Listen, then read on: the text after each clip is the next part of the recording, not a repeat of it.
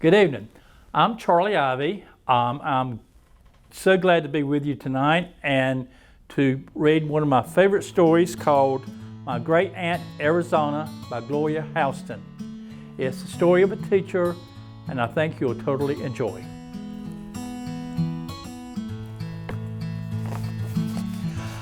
My great aunt Arizona was born in a log cabin her papa built in the meadow on Hudson Creek in the Blue Ridge Mountains. When she was born, the mailman rode across the bridge on his big bay horse with a letter.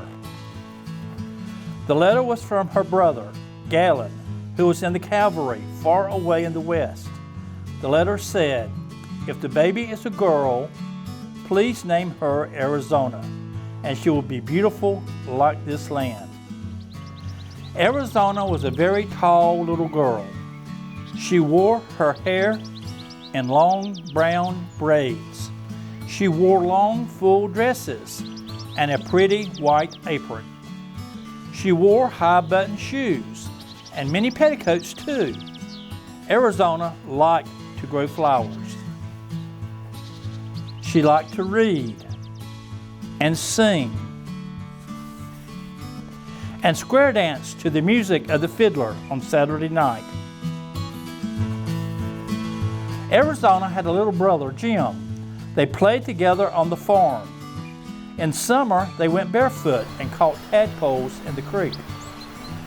In the fall, they climbed the mountains, searching for galax and ginseng roots. In the winter, they made snow cream with sugar, snow, and sweet cream from Mama's cows. When spring came, they helped Papa tap the maple trees and catch the sap in buckets. They made maple syrup and maple sugar to eat like candy. Arizona and her brother Jim walked up the road that ran by the creek and to the one-room school. All the students and all the grades were there together in one room. All the students read their lessons aloud at the same time. They made a great deal of noise, so the room was called a blab school.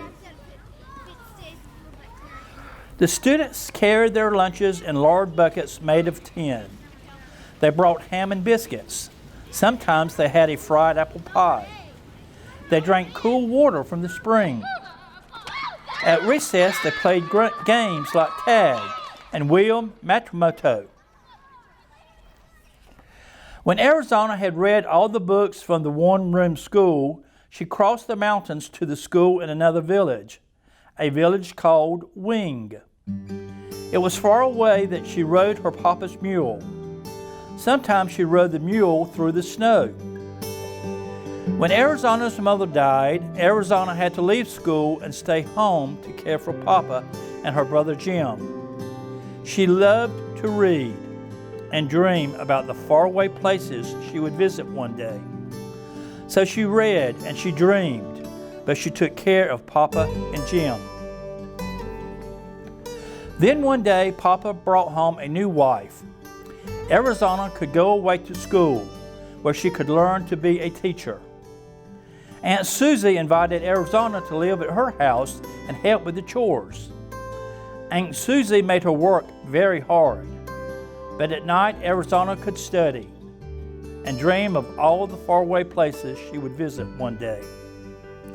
Finally, Arizona returned to her home in Hudson Creek. She was a teacher at last. She taught in the one-room school where she and Jim had sat. She made new chalkboards out of lumber from Papa's sawmill and covered them with black polish made for stoves.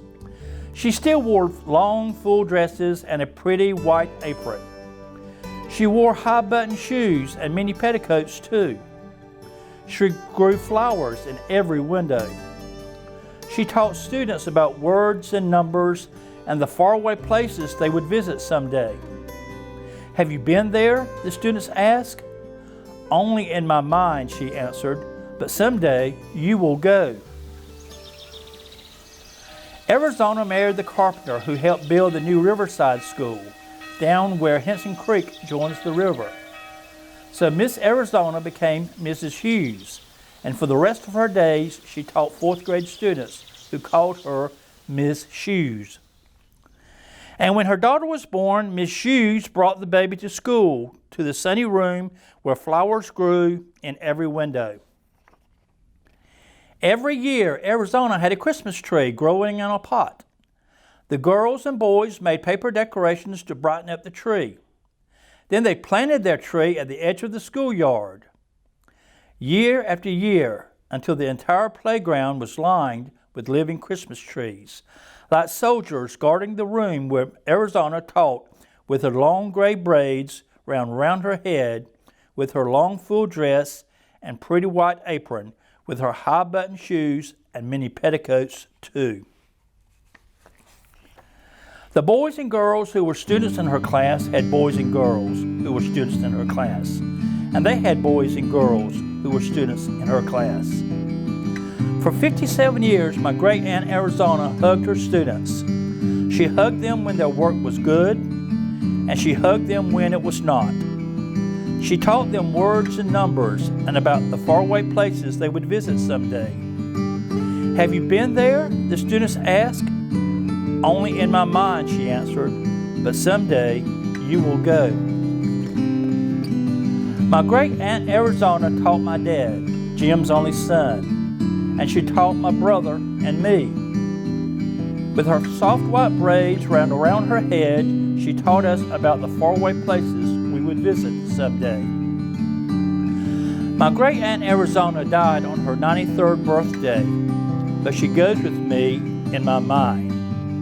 A very tall lady in a long full dress and a pretty white apron, with her high-button shoes and her many petticoats too. She's always there in a sunny room with many flowers in every window and a hug for me every day. Did she ever go to the faraway places she taught us about? No, but my great-aunt Arizona travels with me and with those of us whose lives she touched. She goes with us in our minds. My Great-Aunt Arizona by Gloria Houston. As a former principal and educator, I salute all of our teachers who go with their students every day in their minds. Have a good evening.